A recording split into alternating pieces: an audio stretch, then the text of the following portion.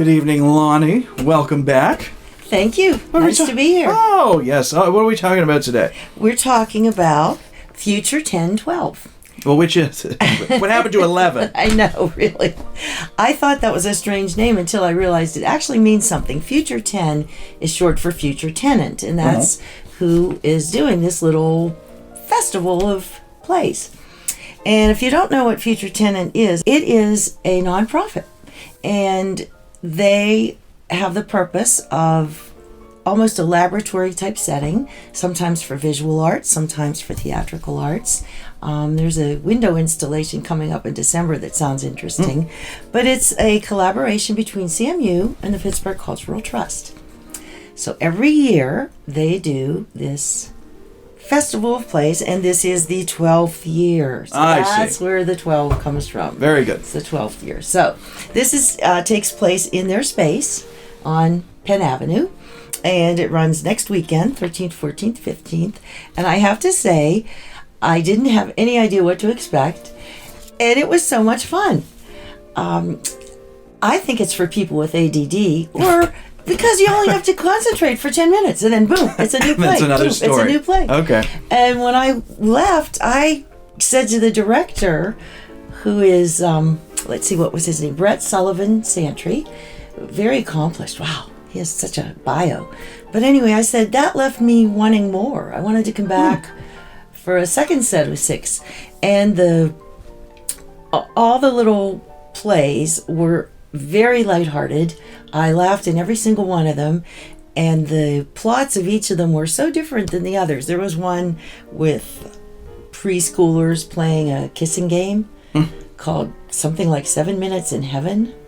Oh, yeah. Which, did you play that? No, but I'm aware of it. I never played that. I'm pretty old for me, it was more like 30 minutes. But we used to play Spin the Bottle. Yeah. But anyway, that was a real cute play. And then another one was a couple that both had short-term memory loss. And oh my gosh, their conversation was a bit redundant, but that's what made it so funny. And I think my favorite of all was Kicking, and that was with Andy Coleman and Dan Bisbee. They were 2 babies, twins. And I won't tell you about their costumes, which were hilarious, and the prop that they used to simulate their little home before they had been born. Oh my gosh. Really funny. And they just, that was for me the cutest one, and both of them were so funny, and their timing was so funny, and they were just all tangled up with each other, you know, like little babies in the womb. So I think that what was so cool about it too, I went to the 7 o'clock show, so I was out by 8. I went out to dinner. You know, it's the kind of thing you can just kind of add into whatever else you're doing for the night, because it's so enjoyable and it doesn't take long. You're very sparkly today. Thank you. I'm getting ready for the holiday season.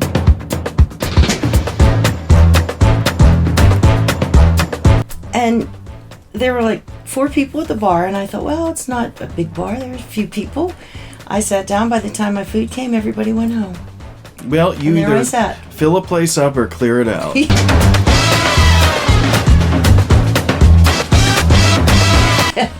Well, the bartender was cute, so, I mean, nice personality, and he's been there forever. So I talked with him, and he gave me some tips on how to get home and avoid the closing traffic because of the bridge closing, and it was a good tip, but I'm not telling anybody else, because then everybody will use it, and it'll be crowded. Oh, you're sadistic.